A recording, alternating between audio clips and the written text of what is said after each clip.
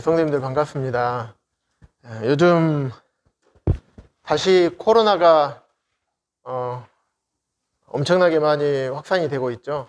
역대 최대 규모로 확산이 되고 있는 것 같습니다. 특히 이제 서울, 경기 지방을 중심으로 많이 확산이 되고 있고, 또 우리 광주에도 오늘 보니까 23명이나 나왔더라고요.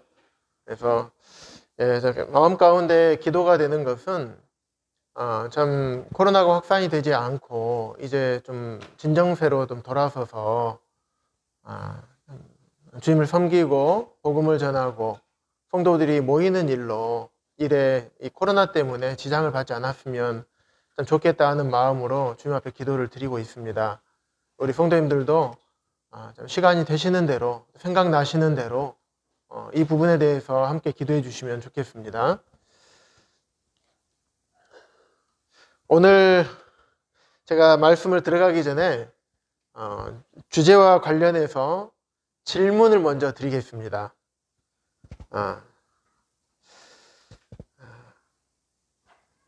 태양, 과일, 얼굴, 풍선, 얼굴은 좀 사람마다 좀 다르긴 한데 얼굴은 그럼 제외하고 이것들의 공통점이 무엇이 있습니까? 예, 맞아요. 둥근 거. 예, 둥굽니다. 분명히 각기 다르지만 기능도 다르고 생김새 모양도 다르지만 큰 틀에서는 둥근 것이 같습니다. 또 우리 성도님들, 여러 자녀를 두신 우리 성도님들, 부모님은 같지만 자녀들은 어떻습니까? 같은가요? 틀리죠. 심지어는 일란성 쌍둥이도 다르더라고요. 예. 그리고 우리 성도님들은 다 각자 개성이 있고 성격도 있고 살아온 환경과 사고 방식 좀 여러 가지가 다릅니다. 하지만 우리가 같은 게 하나가 있죠. 예. 아버지가 같습니다. 그리고 한 교회에서 주님을 섬기고 있습니다. 그래서 오늘은 고린도전서 12장 말씀을 통해서 다르지만 같은 것에 대해서 함께 말씀을 나누고자 합니다. 고린도전서 12장은 우리 성도님들 아주 잘 아시는 말씀입니다. 사실 지난주에 우리 이원전 선생님께서 고린도전서 12장 중반 이후에 말씀에 기록되어 있는 말씀을 해주셨어요. 사실 저는 이번 주 말씀을 좀 한참 전에 준비를 했었습니다. 그런데 지난주에 이원전님께서 그리스도의 몸과 성도, 교회에 대해서 말씀을 전해주실 때 참 감사가 됐습니다. 깜짝 놀랐습니다. 그래서 어떻게 주님께서 미리 앞서서 이렇게 말씀을 해주셔서 우리 성도님들에게 더 많은 이해를 도울 수 있도록 해주신 사실에 대해서 참 감사를 드렸습니다. 그래서 고린도전서 12장에는 1절부터 쭉 11절까지는 은사에 대해서 잘 아시는 것처럼 기록이 되어 있습니다. 그리고 12절부터 맨 마지막 끝절까지는 몸과 지체, 지난주 들었던 말씀 생각나시죠? 성도, 그리스도의 몸, 그리고 교회. 여기에 대해서 12절부터 그 이후까지 기록되어 있습니다. 그래서 앞에서 보시는 것처럼 우리 은사, 하나님께서 구원받은 우리 하나님의 자녀들, 우리 성도님들에게 각기 다른 은사들을 다 주셨습니다. 하지만 은사를 주신 성령님은 같습니다. 그래서 12장 1절부터 11절까지는 이렇게 여러 가지 은사에 대해서 나와 있는데 지금부터 하나씩 살펴보도록 하겠습니다. 그래서 오늘 특히 말씀을 들으실 때 은사에 대한 거, 또 하나님 몸과 지체 이런 부분에만 생각하고 들으시는 것이 아니라 하나님께서 교회를 향한 마음이 어떠하셨을까? 이 은사를 주실 때에 하나님께서 어떤 마음으로 이 은사를 주셨고 어떤 마음으로 교회의 지체들을 우리 옆에 주셨을까? 그리고 그 마음을, 그 하나님의 마음을 받은 우리들이 어떻게 살아야 하는지 이런 부분을 잘 생각하시면서 말씀을 들으시면 좋겠습니다. 그래서 하나님께서 분명히 은사를 주실 때 하나님의 교회를 생각하시면서 은사를 주셨을 것인데 어떤 마음으로 주셨는지 먼저 사도행전 20장 28절을 보겠습니다. 사도행전 20장 28절에 보시면 신약성경 224쪽에 있습니다.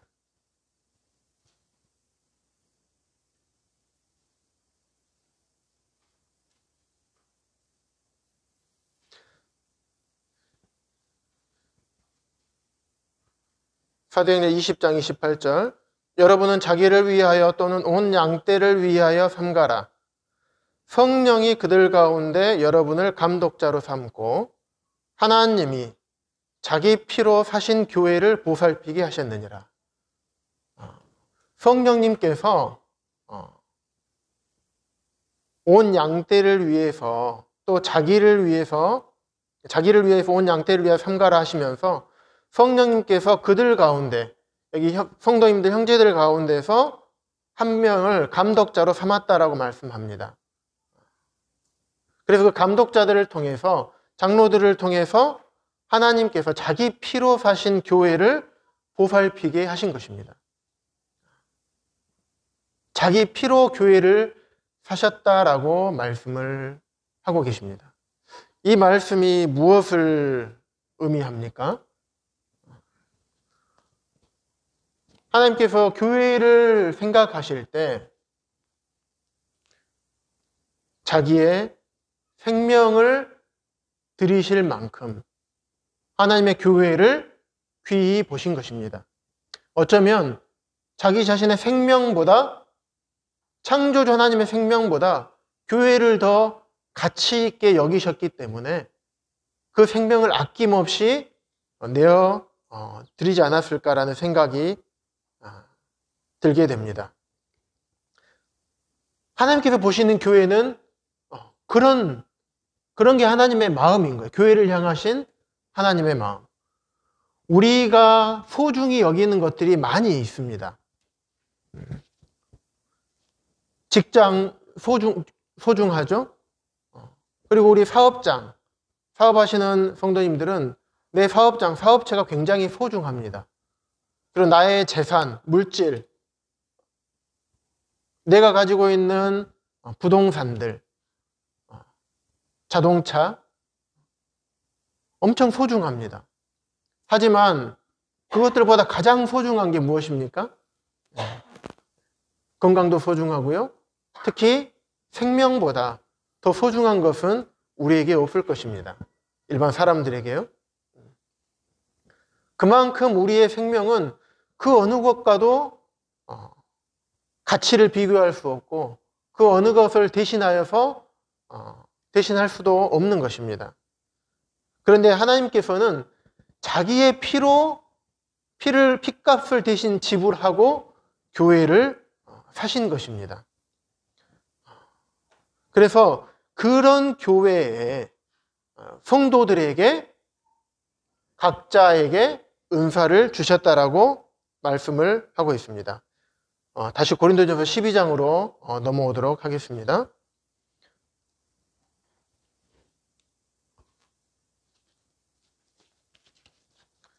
고린도전서 12장 4절에 보시면 은사는 여러 가지나 은사는 여러 가지입니다. 하지만 은사를 주신 성령님은 같고 교회 안에 직분은 여러 가지나 직분을 주신 주님은 같으며 또 사역은 여러 가지나 모든 것을 모든 사람 가운데서 이루시는 하나님은 같으니 삼위일체 하나님께서 교회에게 은사를 주신 것입니다. 그 은사를 주신 주체가 하나님이시라고 이렇게 말씀을 하고 있습니다. 7절에 보시면 각 사람에게 성령을 나타내심은 유익하게 하려 하심이라. 성령을 나타내셨다는 이런 의미는 어떻게 보시면 되냐면 성령께서 자신을 어떻게 드러내시고 나타내시겠습니까? 우리 각 성도들에게, 우리 성도님들에게 성도님들이 구원받으실 때 은사를 선물로 주십니다. 그리고 그 은사를 주심으로 또 그 은사가 나타남으로 성령님의 역사를 나타내시는 것입니다. 각 사람에게 은사를 주심으로 성령을 나타내시는 이유는 유익하게 하려 하심이라. 말씀은 찾진 않겠습니다. 에베소서 4장 12절에 보시면 이는 은사를 주신 이유는 성도를 온전하게 하여 봉사의 일을 하게 하며 그리스도의 몸을 세우려 하심이라. 은사를 주신 이유는 성도를 온전하게 하고 봉사의 일을 하게 하며 그리스도의 몸을 세우기 위해서 은사를 주셨다라고 말씀을 하고 있습니다.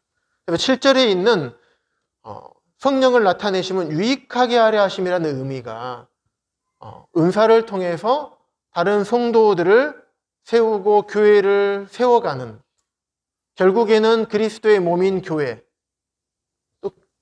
또 교회인 우리 성도님들, 결국에는 우리 성도님들 한 분 한 분을 교회 안에서 잘 세워져 가게 하기 위해서 성령님께서 은사를 우리에게 주셨다라고 말씀을 하고 계십니다.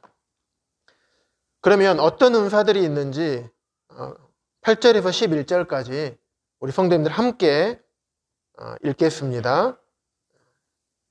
어떤 사람에게는 성령으로 말미암아 지혜의 말씀을, 어떤 사람에게는 같은 성령을 따라 지식의 말씀을, 다른 사람에게는 같은 성령으로 믿음을, 어떤 사람에게는 한 성령으로 병 고치는 은사를, 어떤 사람에게는 능력 행함을, 어떤 사람에게는 예언함을, 어떤 사람에게는 영들 분별함을, 다른 사람에게는 각종 방언 말함을, 어떤 사람에게는 방언들 통역함을 주시나니 이 모든 일은 같은 한 성령이 행하사 그의 뜻대로 각 사람에게 나누어 주시는 것이니라. 방금 읽으신 말씀을 살펴보면 한 성령님께서 각 사람에게 나눠주신 은사의 다양한 목록들이 나와 있습니다. 특히 11절에 보시면 그의 뜻대로, 우리 구원받은 우리의 뜻대로, 우리 구원받았으니까 이 은사 저는 좋아요. 이 은사가 더 좋아 보입니다. 저 이 은사를 주세요. 라고 해서 주시는 것이 아니라, 우리의 뜻대로 주는 것이 아니라 성령님의 뜻대로, 그분의 뜻대로 각 사람에게 가장 맞는 것을 나누어 주셨다라고 말씀을 하고 있습니다. 여기에도 보시면 많은 각 사람들이 또 다른 사람들에게 각기 다른 은사들을 주신 것을 살펴볼 수가 있습니다. 그런데 이 은사를 주신 분은 한 성령님이시고 이 은사들을 통해서 하나님의 몸된 교회를 이루어 가시는, 온전히 세워 가시는 이 모습이 우리들 머릿속에 혹시 그려지십니까? 마치 지휘자 한 명이 수십 명의 오케스트라 연주자들이 같이 있을 때 지휘자 한 명의 손을 따라서 그의 움직임을 따라서 일사불란하게 하나의 큰 훌륭한 곡을 만들어내는 것처럼 성령님께서 주신 것들을 따라서 거기에 지휘에 맞춰서 교회 안에 각 성도님들이 각자 자기가 맡은 은사를, 자기에게 주신 은사를 잘 활용해서 하나님의 몸된 교회를 온전히 세워감으로 하나님께서 그것을 기뻐하시고 그것을 통해서 하나님께서 영광 받으시길 원하시는, 그것이 곧 하나님의 뜻이었기 때문에 우리들에게 한 성령님을 통해서 그렇게 다양한 은사를 주신 것입니다. 그런데 예를 들면 오케스트라 반주하는데 연주를 하는 데 있어서 어떤 연주자가 나는 내가 지금 연주하고 있는 게 이게 싫어. 그래서 내가 연주해야 될 부분에서 내가 연주를 안 해버려. 나는 쉬고 싶어. 힘들고 귀찮고 손도 많이 아프고 허리도 많이 아파. 그래서 연주를 쉬어버려요. 그러면 어떻게 될까요? 그 음이 빠져버리게 되겠죠. 그러면 온전한 화음을 이루어내지 못하게 됩니다. 그리고 때로는 어떤 연주자는 내 파트에서만 해야 되는데 내 파트에서 하지 않고 다른 파트 가는 것이 더 마음에 들어요. 그래서 나는 이때 안 하고 저 사람 것을 하고 싶어. 그래서 그 사람이 할 때 연주를 해버리면 어떻게 되겠습니까? 불협화음이 생기게 되고 그 연주는 망치게 되는 것입니다. 이처럼 은사를 주신 목적은 내가 뛰어나라고 존경받으라고 주신 것이 아닙니다. 나를 위해서 주님께서 은사를 주신 것이 아니라는 것입니다. 나를 세우기 위해서, 나를 주님 안에서 잘 성장시키기 위해서 은사를 주신 것이 아닙니다. 그리스도의 몸인 교회, 즉 성도님들을 섬기도록 주셔서 그 섬김을 통해서 나의 은사를 사용해서 성도님들을 섬김을 통해서 다른 성도님들이 유익을 얻게 하기 위해서 은사를 주신 것이라고 말씀을 하는 것입니다. 그래서 다른 사람의 은사를 신경 쓰는 것이 아니에요. 우리는 사람이다 보니까 드러나고 존경받고 무언가 멋져 보이고 이런 부분에 대해서 관심을 많이 가질 수가 있습니다. 그런데 그게 나의 은사가 아니었을 때가 문제인 것입니다. 나의 은사가 아니었을 때 다른 은사에 대해서 욕심을 부리고 나의 은사를 하찮게 여기고 눈에 보기 좋아 보이는 은사들을 귀히 여긴다면 성령님께서 지휘하시는 그 지휘에 따라서 온전하게 하나를 이루어내기가 어려울 것입니다. 그래서 11절에 보시면 한 성령님께서 그 성령님의 뜻대로 각 사람에게 나누어 주시는 것입니다. 그래서 내가 받은 은사가 결코 하찮다고 생각하시면 안 됩니다. 그리고 내가 받은 은사가 다른 은사보다 귀하다고 여겨서도 안 되는 것입니다. 직업에 귀천이 없듯이 하나님의 모든 교회 안에서 성령님의 뜻대로 주신 은사도 모든 은사도 천한 은사가 하나도 없는 것입니다. 만약에 천한 은사가 있고 귀한 은사가 있다라고 한다면 이 하나님은 공평하신 하나님이 아닐 것입니다. 각 사람에게 가장 맞는 그런 모든 분들에게 모든 귀한 은사들을 우리에게 주신 것입니다. 혹시 우리 성도님들 그동안 그러실 분들은 안 계시겠지만 하나님은 내 은사가 혹시 천하다고 생각하신 적이 있으십니까? 그래서 이 은사 활용하면 뭐하냐, 나 말고 다른 분들도 있는데 그리고 활용하지 않으시고 그냥 이거 감춰버리시고 이거 덮어버리시는 분이 혹시 계십니까? 아니면 때로는 다른 은사가 더 사모가 돼서 다른 은사를 막 하려고 하는 그런 적이 혹시 있으십니까? 그렇게 되면 우리에게 은사를 주신 그 목적에서 벗어나는 것임을 우리에게 말씀해 주십니다. 그래서 주님께서는 우리에게 바라시는 것처럼 머리 대신 우리 주님, 그리고 우리는 그의 지체가 되어가지고 우리 주님께서 지시한 바에 따라서 은사별로 각각 내가 속해 있는 곳에서 섬기기를 원하십니다. 주님의 신호에 따라서, 성령님의 지휘에 따라서 움직이기를 원하시는 것입니다. 그래서 우리 사랑하는 성도님들, 혹시 내가 그 성령님의 지휘에 따라서 내가 잘 움직이고 있는가? 아니면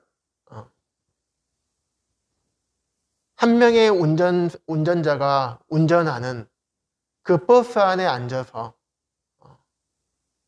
난 아무것도 하지 않고 앉아서 혹시 졸고 있는 그런 상황이 있지 않는가?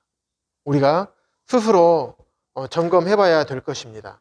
왜 이것을 스스로 점검해야 되냐면, 아까 말씀드렸듯이 하나님께서 교회를 어떻게 보신다고 말씀하셨습니까?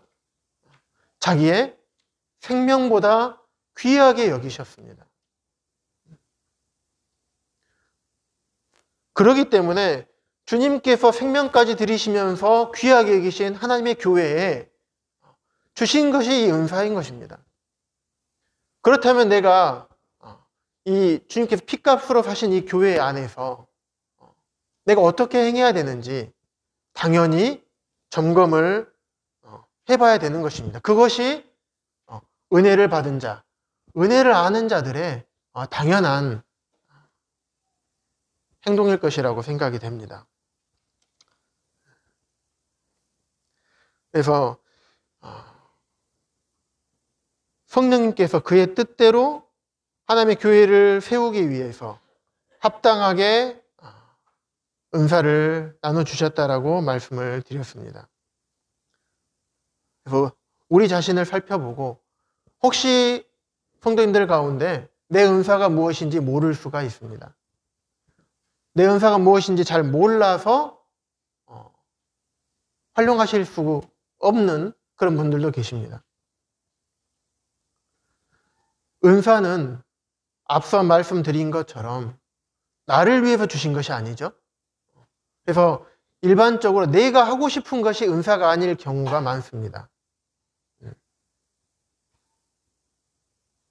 그래서 내가 하나님 없는 교회 안에서 어떠한 일을 행했을 때, 어떤 섬김의 일을 행했을 때 다른 성도님들께서 그것으로 인하여서 기쁨을 얻으신다면 그것이 나의 은사일 확률이 높습니다.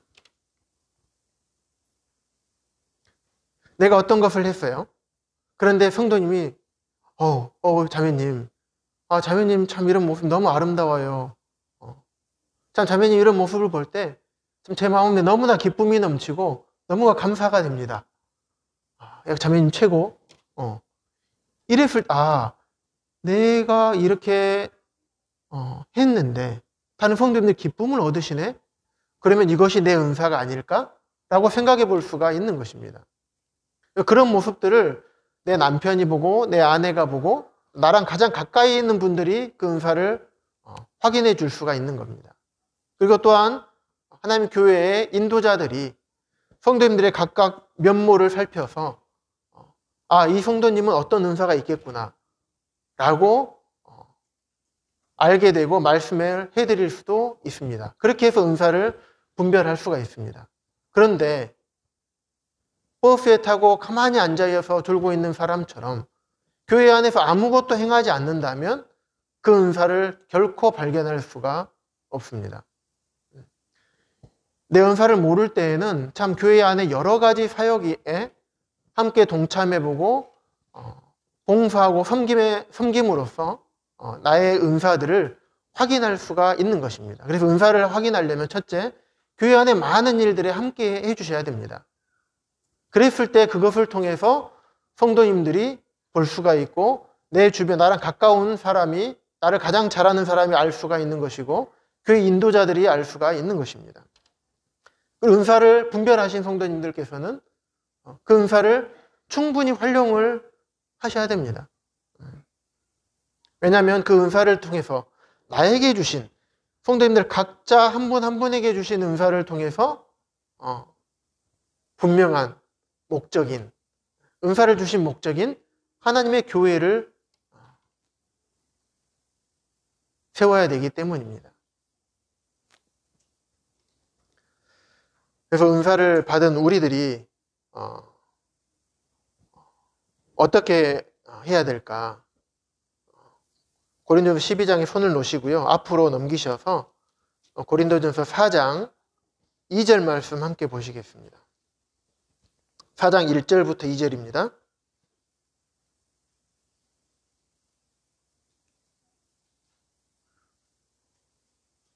우리 성도님들 한 목소리로 함께 읽어주시면 감사하겠습니다. 4장 1절입니다. 시작. 사람이 마땅히 우리를 그리스도의 일꾼이요 하나님의 비밀을 맡은 자로 여길지어다. 그리고 맡은 자들에게 구할 것은 충성이니라. 네.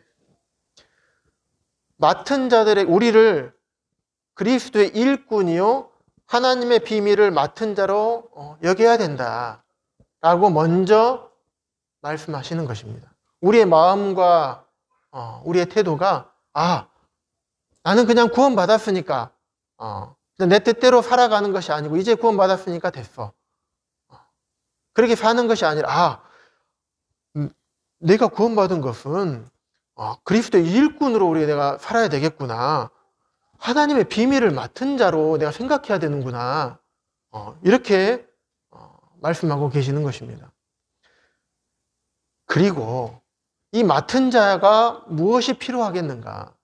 맡은 자에게 구할 것은 잘하는 것이니라. 훌륭하게 해내는 것이니라. 이런 말씀을 안 하셨습니다.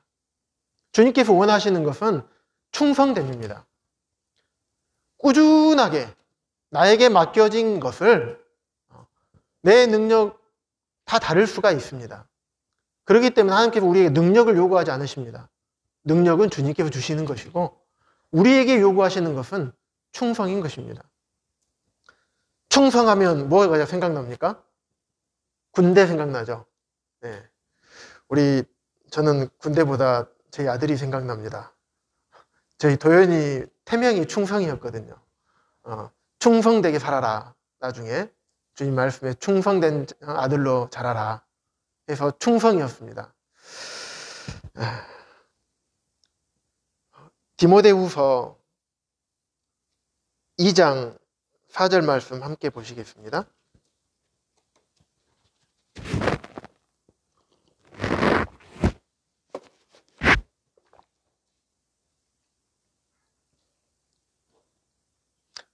우리 한 형제님께서 디모데후서 2장 4절 읽어주시면 감사하겠습니다.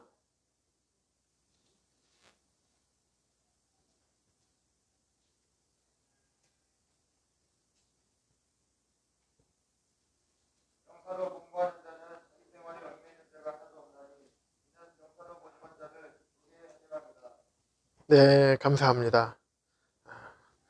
충성, 군인들. 우리는 하나님의 군사하고 하나님의 일꾼입니다. 군인들은 자기 생활에 얽매이는 사람이 있을까요? 없을까요? 네, 지금 우리 주영 형제 군대 가 있죠? 네, 나오고 싶어도 못 나옵니다. 허락을 해줘야지 나옵니다. 물론 요즘 군대는 참 많이 좋아졌습니다. 휴대폰도 사용할 수 있고. 근데 제 군생활 할 때보다 우리 앞선 우리 이원정 제임이나 우리 앞선 형제님들 군생활 할 때는 더 아마 제약이 많고 더 힘들었을 것이라고 생각이 됩니다. 그래서 군인의 삶은 어떤가요? 군대 안에서 보면 이제 부대마다 다르겠지만 군대 일반 군인들은 이렇게 표현합니다. 민간인과 군인 이렇게 표현합니다. 일반 시민들이 사는 민간인들이 사는 지역과 가까이 있는 부대가 있을 수가 있습니다. 그러면 앞에 차도 다니고 막 사람들 막 지나가지만 거기를 나올 수가 없어요. 허락 없이 나올 수가 없습니다. 그리고 잠을 자고 싶어요. 피곤해. 점심을 먹고 나서 피곤해, 졸려요. 엄청 졸려요. 자고 싶은데 잘 수가 없습니다.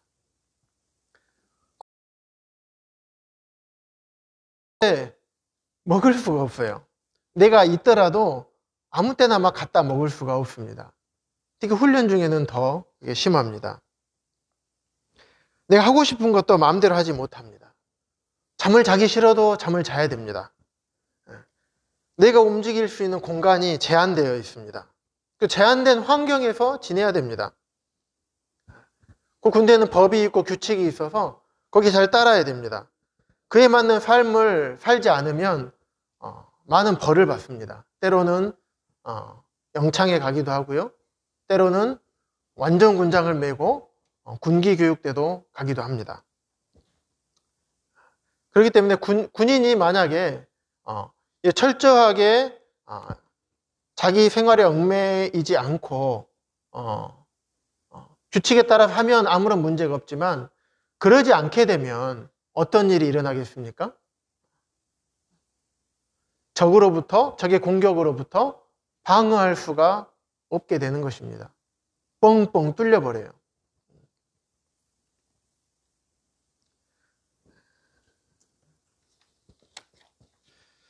근데 그 당시 그 로마 군인들은 복무 기간이 얼마나 됐는지 혹시 아십니까?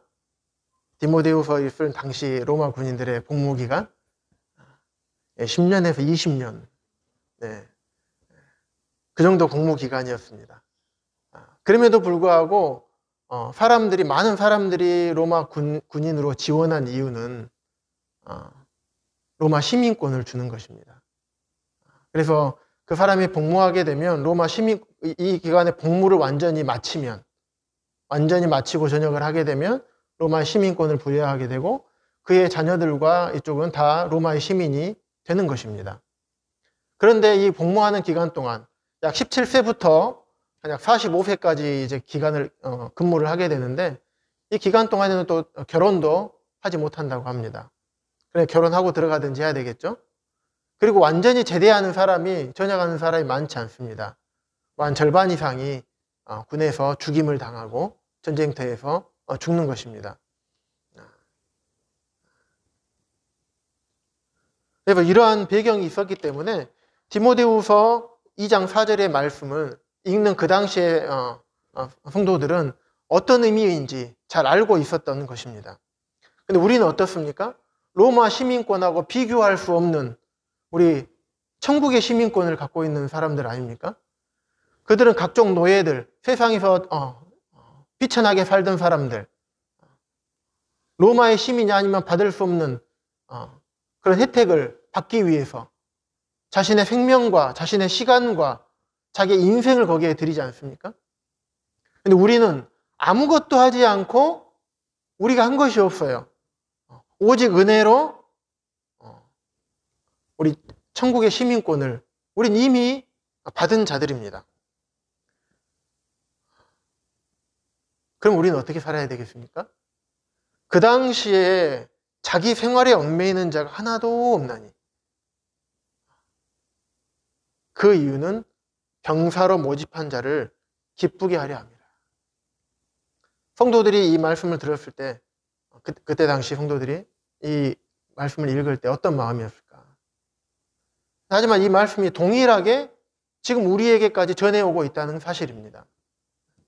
우리를 모집을 하신 분이 주님이시고 그분은 자기 생명을 들여서 핏값으로 하나님의 교회를 사신 것입니다. 우리들을 사신 거예요.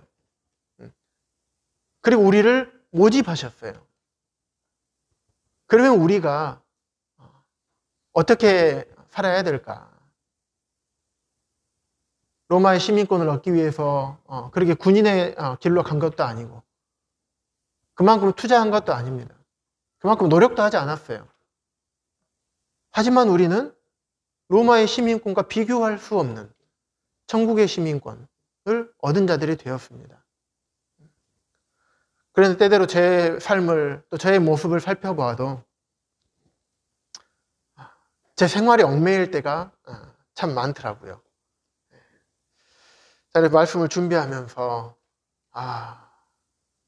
내가 주님의 군사인데 모집한 주님을 기쁘게 하는 삶을 온전히 살아야 할진데,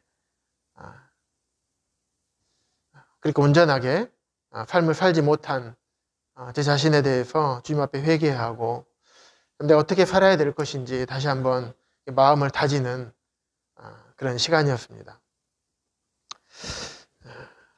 다시 고린도전서로 넘어오겠습니다. 11절까지는 은사를 어떻게 주셨고 어떤 목적으로 은사를 주셨으며 누가 주셨는지 지금까지 살펴보았습니다. 12절부터는 고린도 교회의 문제에 대해서 말씀을 하고 계십니다. 그 당시 고린도 교회는 은사에 대해서 문제점이 있었던 것 같습니다. 서두에 말씀드렸던 것처럼 개개인 성도님들이 자신의 은사를 잘 발견을 했어요. 그리고 풍성하게도 사용을 했었던 것 같습니다. 하지만 문제는 오용이었습니다. 잘못 사용한 거예요. 자신의 은사를 비천하게 여기기도 하고 때로는 자기의 은사를 우쭐대기도 했습니다. 사람들의 그래서 눈에 띄고 사람들로부터 존경받을 만한 겉으로 드러나는 그런 은사에만 집중을 했던 것입니다. 다른 사람의 은사를 탐낸 것이에요. 왜 탐냈겠습니까? 내 은사는 하찮다고 생각을 하니까 그렇죠. 그러면 성령님이 잘못됐다라고 말하는 거와 똑같습니다. 성령님께서 그게 뜻대로 주신 건데 그게 하찮은 거라고 여기는 겁니다. 그러면서 고린도 교회 안에 분쟁과 다툼이 있었던 것입니다. 그래서 12절부터 14절 보시면 몸은 하나인데 많은 지체가 있고 몸에 지체가 많으나 한 몸인과 같이 그리스도도 그러하니라. 유대인이나 헬라인이나 종이나 자유인이나 다 한 성령으로 세례를 받아 한 몸이 되었고 또 다 한 성령을 마시게 하였느니라. 몸은 한 지체뿐만 아니라 여럿이니. 이 부분에 대해서는 지난주 이원재님께서 잘 말씀을 해주셔서 따로 언급은 하지 않겠습니다. 그래서 12절과 14절 보시면 그리스도의 몸은 교회고 그 교회는 바로 무엇이냐? 곧 우리 각각의 성도님이다. 교회를 섬기는 것, 그리스도의 몸을 섬기는 것, 주님을 섬기는 것은 곧 우리 눈에 보이는 성도님들을 섬기는 것이다 라고 생각해 볼 수가 있습니다. 15절부터 20절까지 보시면 고린도 교회의 문제점, 은사에 대한 문제점에 대해서 지적을 하고 있습니다. 한 몸이 존재하기 위해서는 어떻습니까? 많은 지체가 이 손끝부터 발끝부터 머리끝까지 또 안에 내장까지 전부 다 필요합니다. 하나라도 없으면 좀 불완전하죠. 불완전한 사람이 됩니다. 물론 사람의 가치는 전혀 불완전하지 않습니다만은 한 몸이 존재하기 위해서는 많은 지체가 필요합니다.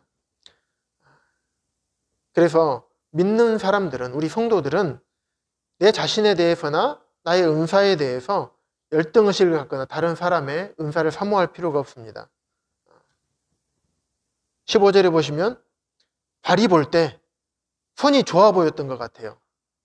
왜냐하면 음식을 막 집어넣고 좋은 것도 많이 자기가 할 수 있는 것을 많이 할 수 있잖아요. 손의 기능이 엄청나게 많거든요. 그래서 의학계에서 손만 따로 보는 의사들이 있습니다. 미국이나 우리나라도 마찬가지입니다만은 정형외과 중에서 손만 보는 의사가 있어요. 그만큼 손이 굉장히 복잡합니다. 그리고 수많은 기능을 합니다. 그러다 보니까 발은 어떻습니까? 아무래도 힘이 많이 들고 또 땀이 차면 냄새도 많이 나고 많이 더러워지는 것이고 그런 것이 발이죠. 그러니까 발이 생각했을 때 이야, 저 손을 보면 참 부럽거든요. 그래서 나는 선이 아니니 몸에 붙지 아니하였다. 야, 나는 선이 아니니까 나는 쓸모가 없어. 나는 몸이 아니야. 이렇게 생각할 수 있다는 것입니다. 자신이 이게 주신 것을 하찮게 여길 수 있다는 것입니다. 그래서 나는 쓸모없다라고 여길 수 있는 것이에요. 귀가 볼 때 눈이 좋아 보였던 것 같습니다. 그래서 바울이 그랬던 것처럼 똑같이 그렇게 얘기를 합니다. 이런 것들이 고린도 교회의 문제가 되었던 것입니다. 그래서 17절에 온몸이 눈이면 듣는 것은 어디며 온몸이 듣는 곳이면 냄새 맡은 것은 어디겠느냐. 이제 하나님이 그 원하시는 대로 지체를 각각 몸에 두셨으니 만일 다 한 지체뿐이면 몸은 어디냐. 이제 지체는 많으나 몸은 하나니라. 각각 몸의 지체가 다 소중하고 다 그에 맞는 역할을 했을 때 몸이 되는 것이다. 한 몸이 되는 것이다 라고 말합니다. 그것이 꼭 하나님께서 그렇게 두시고 하나님께서 그렇게 만드시고 주셨다는 것입니다. 그래서 이런 비유들을 몸과 지체에 대한 비유를 통해서 고린도 교회의 문제를 지적을 하고 있습니다. 혹시 우리 성도님들 중에서 진짜 그러진 않으실 텐데 허드렛 일이라고 생각하는 성도님들 안 계시죠? 교회 안에서 신발장을 정리하고 신발장에 먼지를 쓸어내고 닦아주고 화장실을 우리 성도님들이 이용할 것을 생각하면서 깨끗한 화장실을 이용할 것을 생각하면서 냄새나는 화장실을 청소하는 것. 또 보면 우리 성도님들 아실지 모르겠지만 어떤 성도님들은 성도님들 집에 다 가실 때 열심히 쓰레기통을 뒤져서 분리수거를 하는 또 성도님들도 계십니다. 이 시간을 빌어서 잠깐 말씀을 드리면 아까 분리수거에 대해서 말씀을 하셨는데 광고를 해주셨는데 우리 성도님들 이게 테이크아웃 음료수 잔이 있죠. 거기를 버리실 때 꼭 안에 있는 내용물은 화장실이나 다른 곳에 버리시고 그렇게 따로 분리를 해주시면 좋겠습니다. 왜냐하면 이거 정리하다 보면 음식물이 막 다 흐르고 막 튀고 굉장히 좀 어려우시더라고요. 우리 성도님들 그런 부분을 좀 배려해 주시면 좋겠습니다. 어찌됐든 성도님들의 그런 필요를 생각하면서 깨끗한 환경 가운데서 깨끗이 지내기를 바라시면서 굳은 일을 마다하지 않고 그 길을 귀하게 여기시는 그런 성도님들 계십니다. 아침마다 마당을 쓰시고 밖에 쓰레기를 주우러 돌아다니시고 이런 성도님들이 계십니다. 혹시 우리 성도님들 그런 부분을 하찮게 여기지 않으시기를 바랍니다. 모든 것은 주님 안에서 모든 섬김은 다 주님께서 귀히 보시는 동일하게 귀히 보시는 것들입니다. 복음을 전하는 분, 그래서 한 영혼이 구원을 받습니다. 그럼 오직 그분의 상급입니까? 그렇지 않습니다. 영혼을 데려오지 않으면 복음을 전할 사람이 없잖아요. 왔을 때 그들에게 사랑을 베풀지 않으면 그분들의 마음 열리지가 않습니다. 그들의 마음을 여는 사람도 필요합니다. 열심으로 물질로 섬겨주는 사람도 필요합니다. 입구에서 아유 오셨습니까? 반갑습니다 해주는 이런 밝은 모습도 필요합니다. 꼭 그분들을 위해서 깨끗이 청소해주고 정리해주고 맛있는 식사로 대접해주고 이 모든 것들이 하나도 귀하지 않는 게 없는 것입니다. 말씀 전하고 복음 전하는 은사만 귀합니까? 그렇지 않습니다. 주님 입장에서는 동일하게 여기시고 동일한 상급을 주실 것이라고 확신합니다. 성도님들, 하나님 교회 안에 주시는 성령님께서 그의 뜻대로 따라 나눠주시는 이 은사들, 또 은사뿐만 아니라 모든 교회의 섬김의 모든 일들 모두 다 동일하게 귀하게 여기시기를 바랍니다. 그러면서 지체는 많으나 몸은 하나다 라고 말씀을 하시면서 21절에 보시면요, 눈이 손들어 내가 너를 쓸데없다 하거나 또한 머리가 발들어 내가 너를 쓸데없다 하지 못하리라.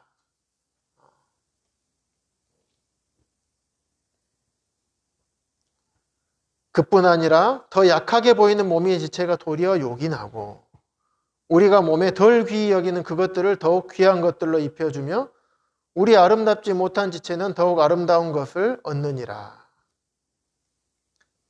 더 약해 보이고 교회에 별 영향을 미치지 않고 때로는 연약해서 또 다른 일 때문에 교회 집회에 잘 참석하지도 않고 여러 가지 섬김과 교회 안의 어떤 일들에 대해서 적극적으로 하지 않은 이런 연약한 지체들이 있을 수가 있습니다.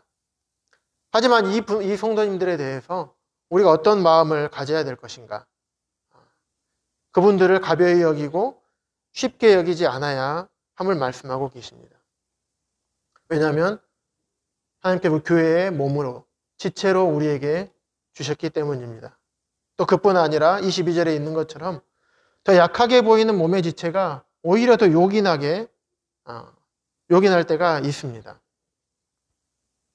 23절에 보시면 주님께서 말씀해 주시는데 우리가 몸에 덜 귀히 여기는 그것들을 더욱 귀한 것들을 입혀준다고 합니다.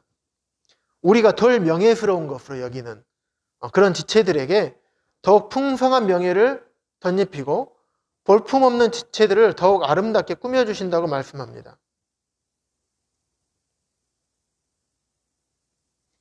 24절 보시면 그러나 아름다운 지체들은 그럴 필요가 없습니다. 주님께서 더 꾸며주실 것이 없어요. 하나님께서 몸을 골고루 짜 맞추셔가지고 모자라는 지체에게는 더 풍성한 명예를 주시고 더 그렇게 일을 할 수 있도록 그에 맞는 것들을 주시는 것입니다. 그러므로 통해서 그 일들을 통해서 몸에 분열이 생기지 않게 하시고 지체들이 서로 같이 돌보게 하셨다라고 25절에서 말씀을 하고 있습니다. 그래서 하나님께서 그렇게 교회에 하심으로써 한 지체가 고통을 받으면 모든 지체가 함께 고통을 받고 한 지체가 영광을 얻으면 모든 지체가 함께 즐거워하게 하신 것입니다. 이게 하나님께서 교회를 향하신 뜻입니다. 교회를 향하신 마음인 거예요. 그냥 단지 우리는 은사를 주셨으니까 내 은사가 이거야 이렇게 생각할 수만 있지만 내가 은사를 활용하지 않고 내가 잠자고 있을 때 주님 마음 아파하십니다. 하나님의 교회의 지체들을 은사에 대해서 서로 은사에 대해서 가벼이 여기거나 또 다른 것들을 탐내거나 그런 일들을 통해서 교회 안에 서로 분쟁이 없어지게 하는 것. 그래서 하나님의 교회가 온전히 세워지는 것. 그것을 주님께서 원하시는 것입니다.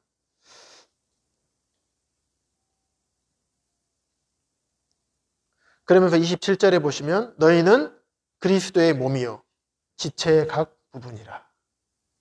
이렇게 말씀하시면서 27절에 말씀하시는 것입니다. 너희는, 우리 각자 성도님들은 하나님께서 자기 피로 사신 그리스도의 몸이고 지체의 각 부분이라고 하십니다. 얼마나 소중한 우리 성도님들입니까? 한 분 한 분이 소중하지 않은 분이 아무도 없는 것입니다. 주님 보실 때는 천하보다도 귀한 성도님으로 보시는 거예요.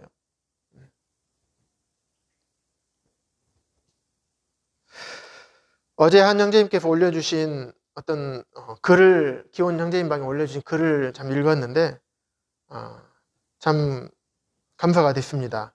우리 일상의 작은 것에서부터 우리의 건강했을 때 전혀 알지 못하다가 건강이 상하게 됐을 때 어떤 그에 대한 감사를 늦음하게 생각하게 된다는 그런 내용의 글이었는데요. 우리 몸을 생각해 보면 그렇습니다. 우리 몸의 장기 중에서 한 개라도 문제가 생기면 어떻게 될까요? 많은 장기가 있죠. 처음엔 아프기 전에는 몰라요. 우리 성도님들 아파 보신 분들은 알 것입니다. 장기가 아니더라도 허리 한번 아파 보시면 어떻습니까? 아무것도 못합니다. 안 아팠을 때는 중요한지 잘 몰라요. 머리로는 알죠. 허리 중요하다 알죠. 하지만 아파 보면 압니다. 아이고, 내 허리 이렇게 소중한 건데. 교회 안도 그렇습니다. 아주 다양한 환경에서 다양한 삶을 살아왔고 각자가 가진 개성과 성격 다 다릅니다. 주님께서 주신 은사도 다릅니다. 생각도 달라요. 이런 성도님들 한 교회에 주님께서 모아놓으셔서 성령님께서 지휘하심을 통해서 그리스도의 교회를 세워가시는 그것이 주님의 마음입니다.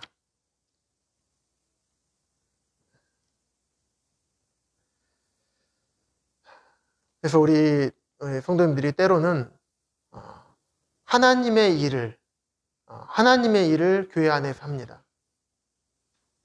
그런데 그러다 보면 성도님 개개인 성도님들을 아주 귀하게 여기함에도 불구하고 때로는 일적으로 대할 때가 종종 있을 수가 있습니다.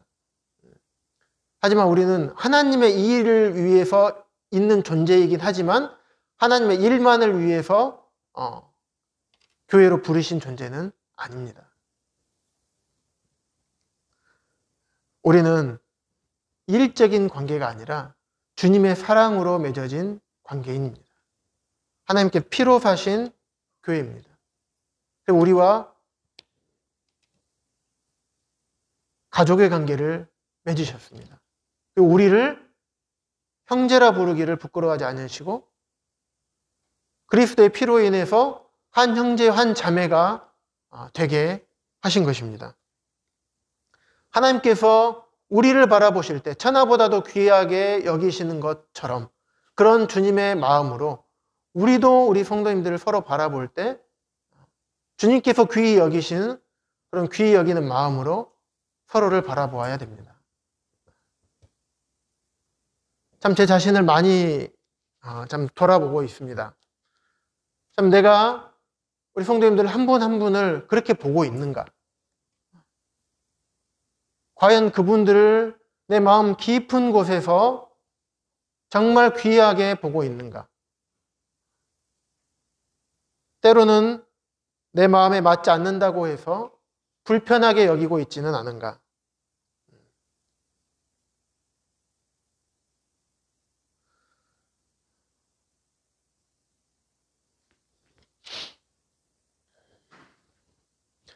그리스도의 몸인 이 땅의 교회는 완전합니까? 불완전합니까? 그리스도의 몸인데 이 땅의 교회는 어떻습니까? 완전합니까? 불완전합니다. 때로는 세속적인 일에 휘말리거나 우리 인간적인 혈기가 올라와서 나타나는 그런 실망되는 모습들, 세속적인 모습들 때문에 많은 성도님들이 실망하기도 하고 때로는 실족하기도 합니다. 이것은 그리스도의 몸으로서 교회가 불완전함을 의미를 하는 것입니다. 따라서 우리는 주님께서 재림하실 때까지 그리스도의 몸인 교회를 완성되어 나가야 하는 것입니다. 우리의 모습 또한 불완전합니다. 그래서 나의 불완전한 모습 때문에 혹시 다른 성도님들에게 마음에 어려움을 주거나 그러진 않는지 그런 생각들을 많이 해봤습니다. 그래서 대부분의 사람들은 관계 가운데서 어려움을 느낍니다. 그런데 그 어려움을 느낄 때 대부분 나의 잘못이라고 생각하기보다는 주로 저 사람 때문에, 저분 때문에 어려움을 느낀다라고 일반적으로 생각을 합니다. 그럼 과연 그럴까요? 다 그러지는 않을 것입니다. 예를 한번 들어보겠습니다. 코로나가 창궐하면서 아주 흥황된 사업이 하나가 있습니다. 그 중에 하나가 뭐냐면 반려동물 사업입니다. 어디 밖에 못 나가니까 여러 가지 온갖 종류의 반려동물을 키우는 사람들이 많아졌어요. 식물부터 물고기, 파충류, 어떤 분은 돼지도 기르더라고요. 아들이라고 하면서 죄송합니다. 딸이었습니다. 예. 딸이라고 하면서 돼지를 위해서 집을 하나 마련해 줬어요. 아파트를. 그래서 자기는 그 건너편 아파트에 살고 돼지 집을 아파트를 하나 해줬어요. 그래서 아침마다 부모님과 그 딸이 올라가서 어이구 우리 딸 잘 있었어 하면서 돼지 딸에게 밥을 주고 뒤를 청소해주고 아이고 우리 돼지 딸 이름을 부르면서 우리 돼지는 변도 화장실에서 잘 봐요. 이러면서 돼지를 위한 집을 마련해 줍니다. 이 얘기를 하려는 건 아니고요. 파충류, 특히 뱀에 대해서 한번 생각해 보십시오. 뱀. 어떤 사람은 뱀을 키우는 데 대해서 어떻게 좋게 생각합니다. 아우 귀여워. 아 우리 뱀은 물지도 않고 아우 이렇게 부드럽게 넘어가는 느낌이 너무 좋아. 목을 감고 있으면 막 너무 좋아. 여름에는 얼마나 뱀은 차갑습니다. 그래서 목이 감고 있으면 시원해요. 한번 예전에 감아본 적이 있는데 시원해서 시원했던 건지 아니면 섬찟해서 시원했던 건지 잘 모르겠지만 만져보면 좀 차갑습니다. 근데 뱀에 대해 생각해 보면 어떤 분은 아주 그냥 예쁘게 귀엽다고 합니다. 근데 어떤 분은 징그러워서 쳐다도 안 봅니다. 만지기도 싫어해요. 왜 이렇게 다릅니까? 똑같은 뱀인데 결국에는 사람의 마음이 문제인 거예요. 그것을 바라보는 마음. 뱀을 바라보는 마음이 열려 있느냐 열리지 않고 닫혀 있느냐. 결국에는 관계 문제에 있어서 주님께서 우리에게 모두 사랑하라고 말씀을 하셨는데 그러지 못한 이유가 결국에는 다른 사람에게 문제가 있는 게 아니라 그분에게 마음이 닫혀 있는 내가 문제였던 것입니다. 먼저 스스로 그런 어려움이 발생하게 되면 스스로 자신을 돌아보아서 나의 생각, 그 나의 불편한 마음, 주님 앞에서 온전하지 못한 마음을 온전하게 주님께 내려놓고 회개하고 또 나를 변화시켜 주시기를 주님께 기도해야 될 것입니다. 31절에 보시면 그래서 쭉 몸과 교회와 지체에 대해서 말씀을 쭉 하시면서 마지막에 너희는 더욱 큰 은사를 사모하라. 내가 또한 가장 좋은 길을 너희에게 보이리라. 가장 좋은 길을 보이리라 하면서 더욱 큰 은사라고 말씀하시면서 13장의 사랑으로 넘어갑니다. 너가 무엇을 하든지 아무리 좋은 은사를 활용하고 아무리 열심히 하고 잘하고 있다 하더라도 그 마음에 사랑이 없으면 그냥 울리는 꽹과리다. 아무 의미 없는 소리다. 라고 말씀을 합니다. 우리가 서로를 어떻게 바라보아야 할 것인지, 주님께서 우리를 어떻게 바라보고 계시는지. 물론 우리는 근본적으로 주님과 다릅니다. 하지만 교회를 향한 주님의 관점이 우리의 관점이 돼야 되고 교회를 향한 주님의 마음이 우리의 마음이 되기를 원하는 마음이 있습니다. 참 우리는 다 다르지만 같은 것들이 참 많습니다.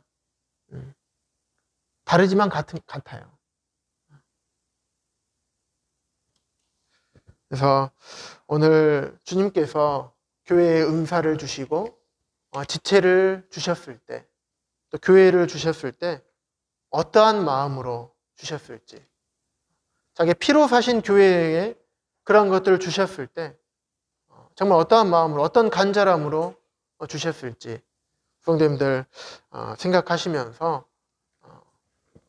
우리가 받은 은사를 잘 활용할 뿐만 아니라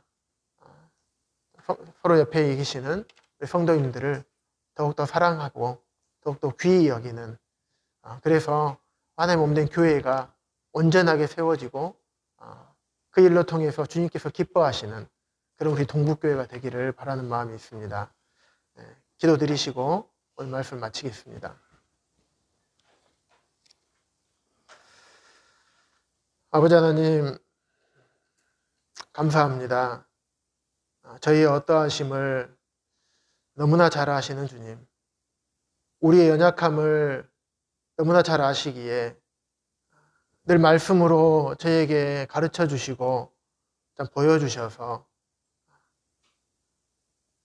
연약하고 어리석은 저희들을 세워가기를 원하시고, 세워진 교회를 통해서 주님 기뻐하시고 주님께서 영광 받으시기를 원하시는 주님의 마음을 이 시간 기억하게 되며 감사합니다. 참 주님은 어찌 모든 관심과 사랑이 저희에게 잡혀 있는지요. 연약한 자를 사용하여 주님의 일을 하게 하시며 영광 받기를 원하시는 주님. 오늘 또 저에게 말씀해 주신 말씀에 따라서 순종하기를 원합니다. 그래서 우리들의 삶이 우리를 모집한 주님을 온전히 기쁘게 해드리는 삶을 살아가는 그런 삶이 될 수 있도록 주님 도와주시고 늘 함께하여 주시기를 주님 앞에 간절히 기도를 드립니다. 이 모두를 우리 주 예수 그리스도 이름으로 감사하며 기도드렸습니다. 아멘.